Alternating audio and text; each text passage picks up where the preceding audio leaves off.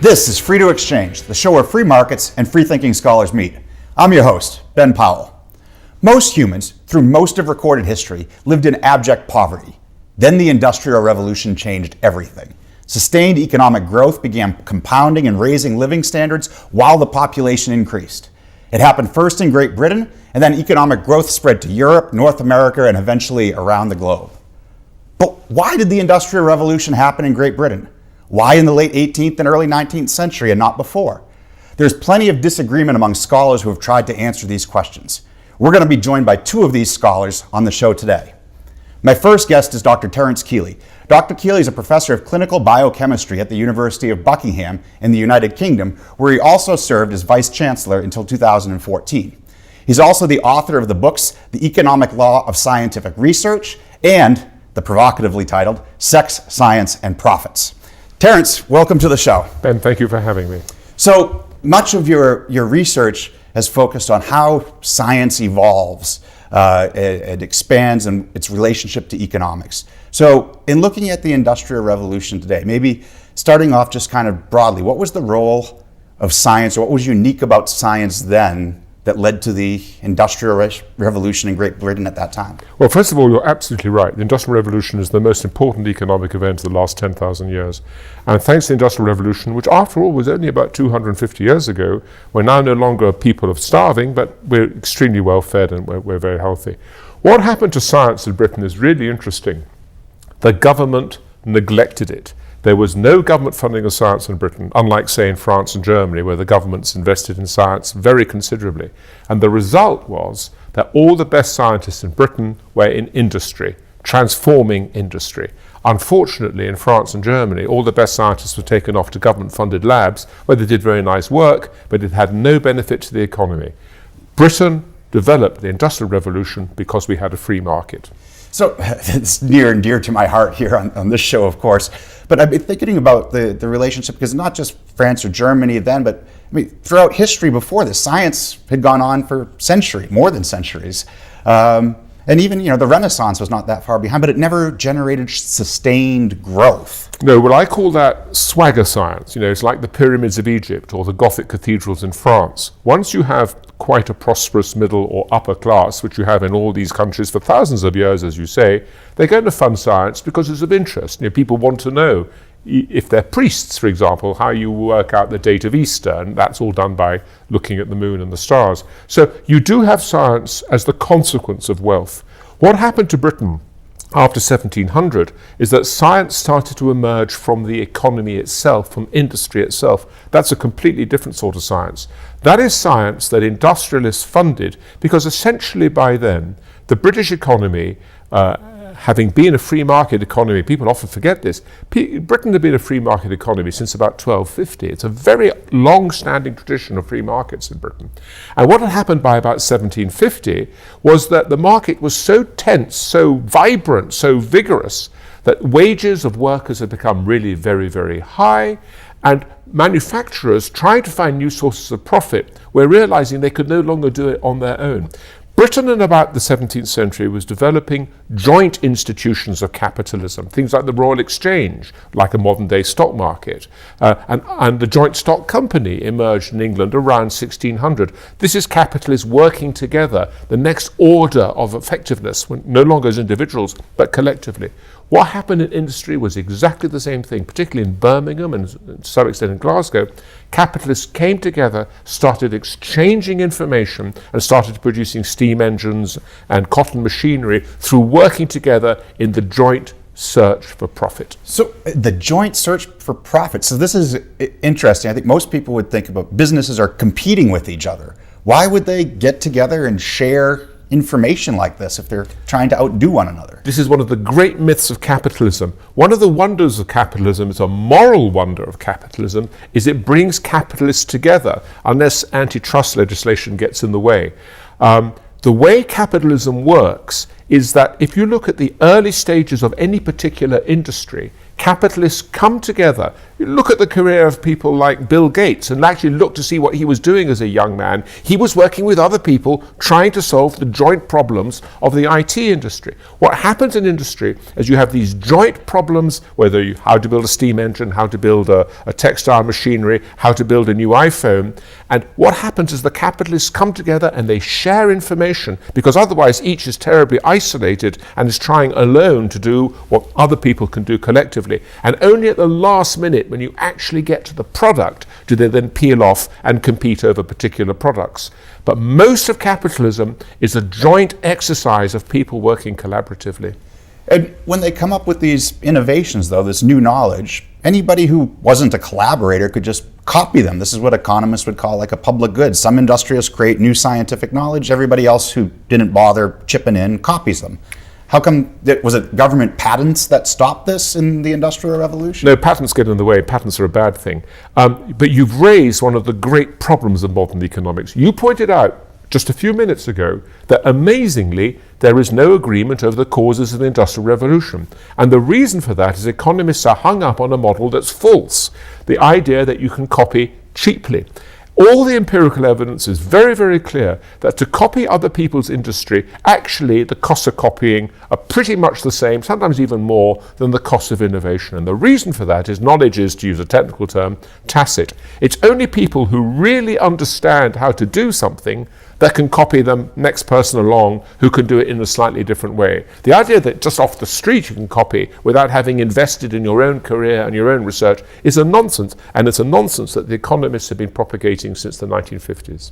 You know, I think this is an important point, and if you just pause to think about it for a second, your background in microbiology, if I just picked a journal article you wrote in that field, I'm a trained Ph.D. in economics. I wouldn't get very far of copying whatever innovation was in your article, I don't think.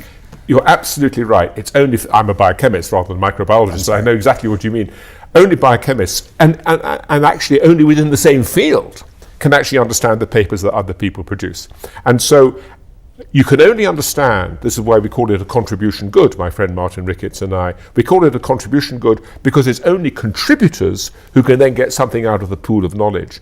It's really very moral capitalism. It's like when you were a child and your mother used to say to you, the more you put into something, the more you get out of it. That's modern capitalism. The more you put in terms of research, the more you get out from other people's research. It's mutually beneficial, and the more ultimately you can make money.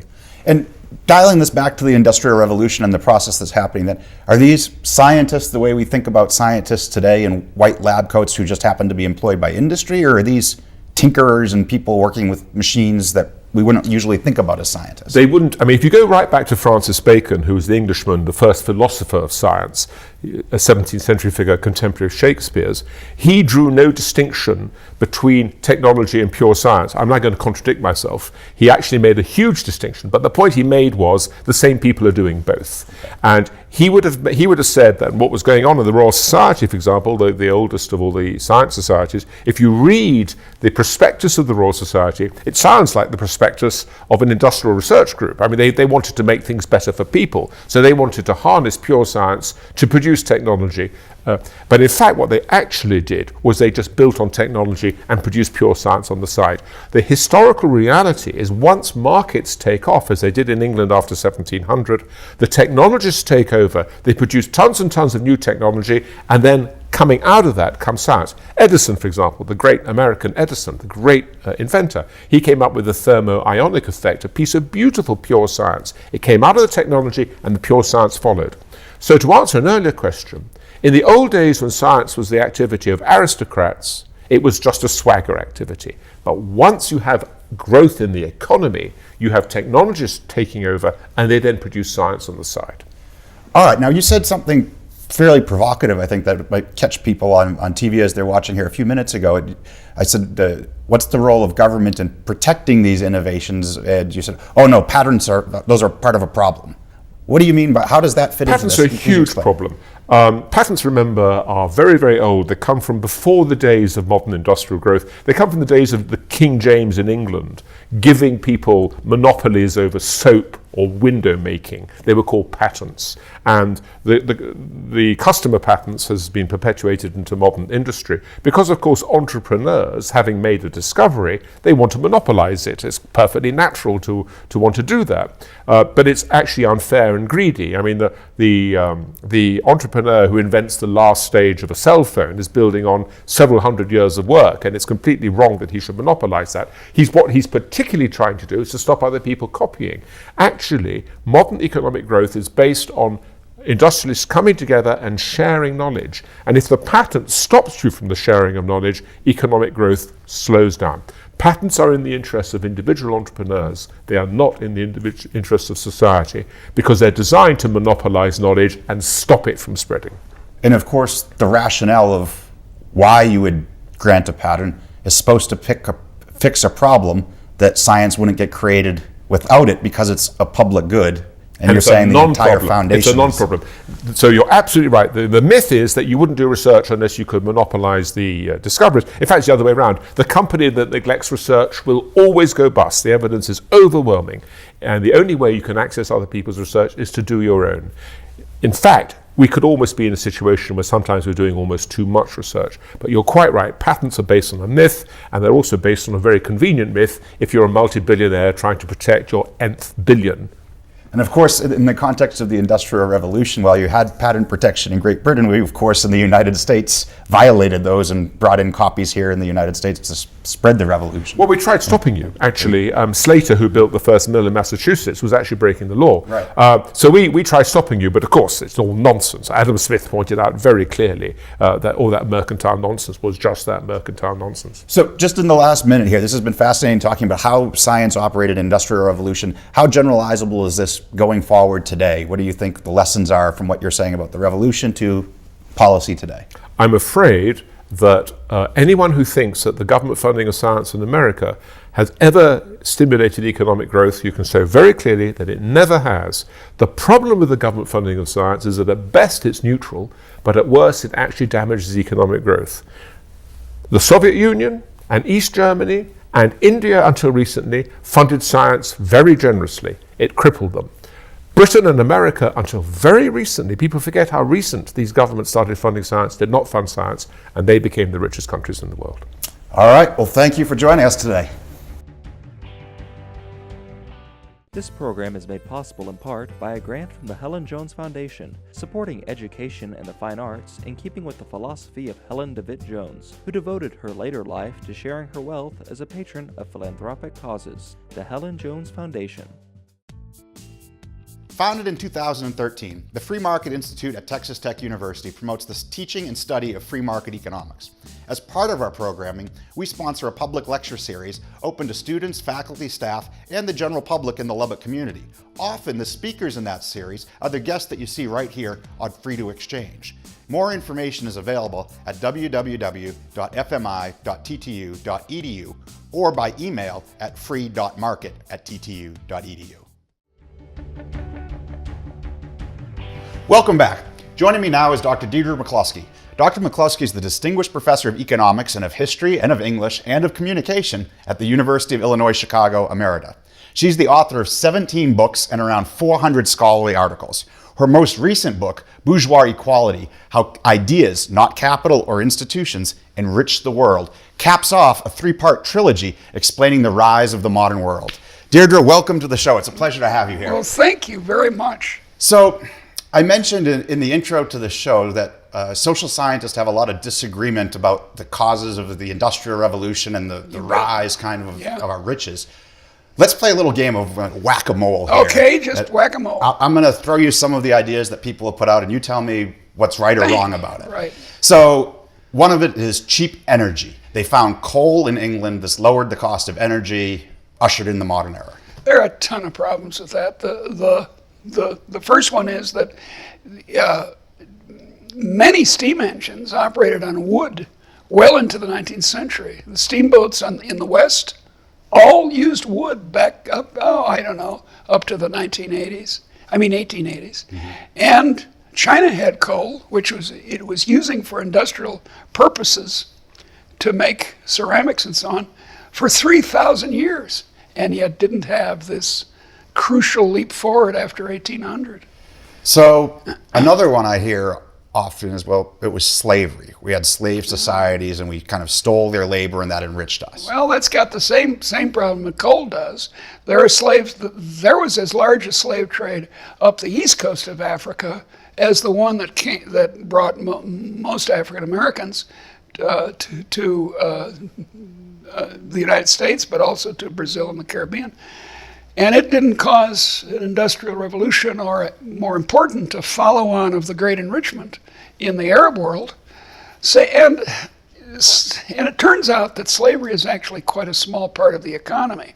It was a big part of the economy of the South, but it was not big back in Britain where it happened. Mm-hmm.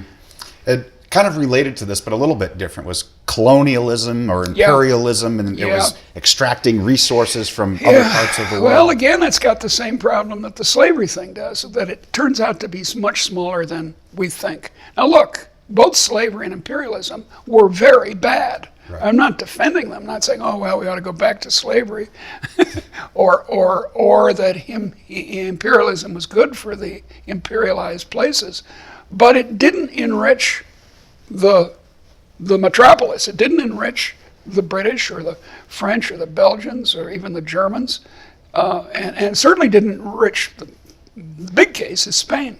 Right, at least not in a way that got sustained economic growth. Spain had the largest empire in the world that had ever happened for centuries. And they spent it on war and nice gold objects, and it didn't have. It ended up actually back in China, but it went through Holland, places that did in fact industrialize early. So let me bring you to what my first guest on the show today talked about a little bit. He talked about the role of science and innovation unleashing the growth of the modern world. And his claim was that it was the scientific innovation in Great Britain in this time that builds on itself. Well, I love his work. It's terrifically good, and he's very unusual approach to science financing and so forth. But it's not until around 1900 that science really gets to be big. You couldn't have done electricity without science. I understand that. And German organic chemistry becomes important, actually, sometimes in some unpleasant ways. But as far as the bulk of the effect of the economy, what mattered is what Terence also talks about, which is craftsmen playing around with stuff, making new inventions. And they aren't just mechanical inventions, they're also organizational. Like the modern university, 1810, the University of Berlin, or indeed 1956, the invention of containerization, which had nothing to do with science. Yeah, so it's important here to distinguish between science proper and innovation. But that's the trouble. We do tend to say science and technology as though it was one German word. Science and technology. And that really makes it very fuzzy. Because most science, admirably, is an attempt to understand the world around us, whether social or physical world. And mostly it doesn't have any application. They speak of mathematics as being a big part of the what we should be doing. Well, the trouble is that most math is really part of the humanities. It's an exploration of the logic of, say, number theory. Real applications of science are increasingly important. In the 20th century, we get more and more dependent on science. But up until around 1900, it's mainly technology, mainly fooling around with, steel, for example. Steel, Henry Bessemer had the idea, kind of a boy's idea, of blowing air through molten pig iron and seeing what would happen. And most gratifyingly, he got this tremendous explosion and all the carbon went out of the steel. Right. So it's the innovations out of industry, which actually relates to another thing I didn't bring up that a lot of people will about the cause of sustained increases in income, which is savings and accumulation of capital. Well, how much does that explain? Well, we need it, just as we need, oxygen in the air and the existence of a labor force and the ability to speak a language. Okay, those are all necessary, and indeed the rule of law is necessary. You can't get an industrial revolution, and certainly not this great enrichment of the 19th and 20th century going in the middle of a terrible civil war, people killing each other. So, but it's not the cause. You can pour capital into Lubbock or Ghana or whatever, and if you haven't got any ideas, if you haven't got any good ideas for where it's going to go, and let's start this filling station here, and let's do this innovative mechanical industry here. If you don't have the ideas, it's just stupid. It gets misspent capital plus the ideas of innovation. Capital plus the ideas, rule of law plus the ideas.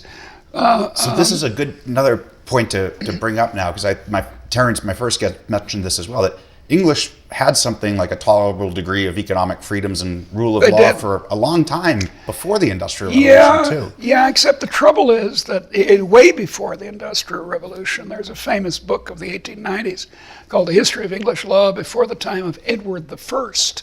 And, that's a long time ago. And the conclusion of the book is that English law was set in the High Middle Ages. Well, that's way before the industrial, especially the Great Enrichment after 1800.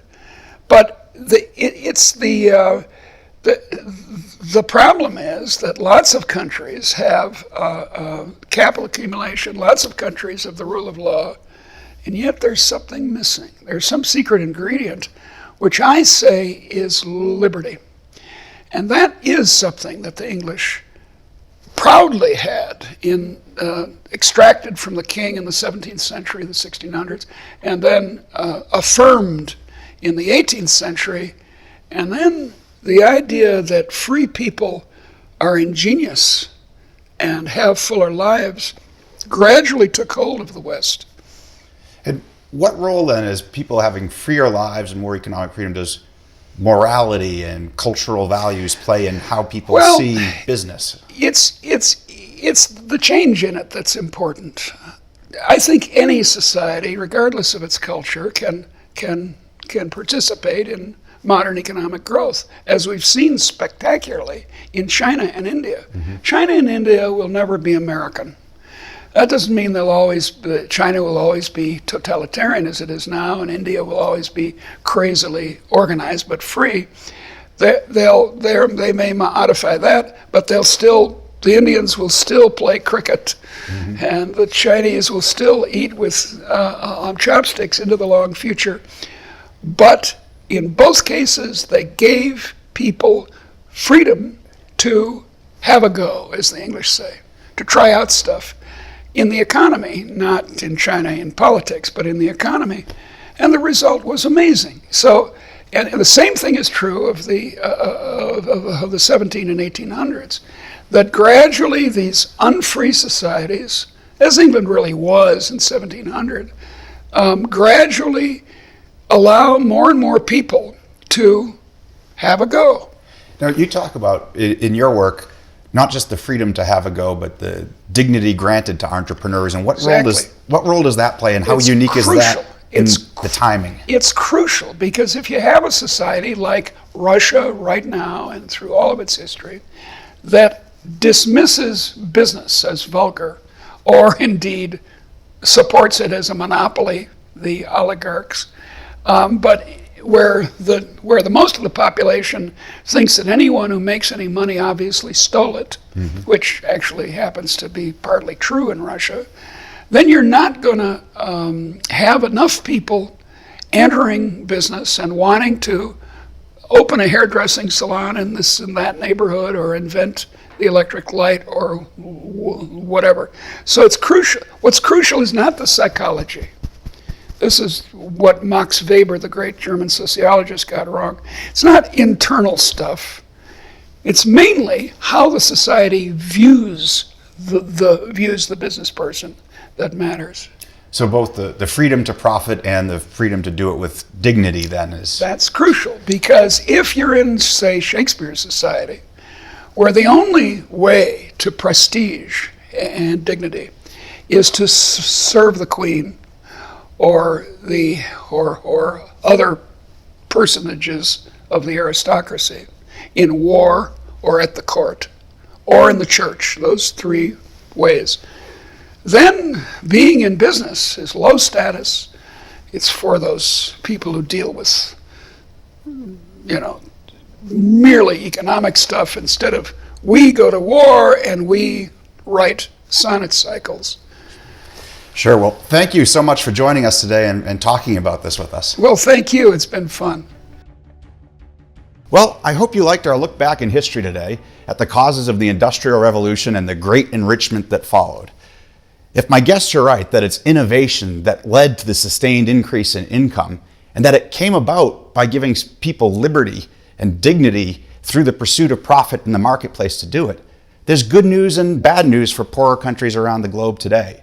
The good news is that growth and higher incomes are not scarce. They're there for anybody who adopts liberty and dignity for entrepreneurs.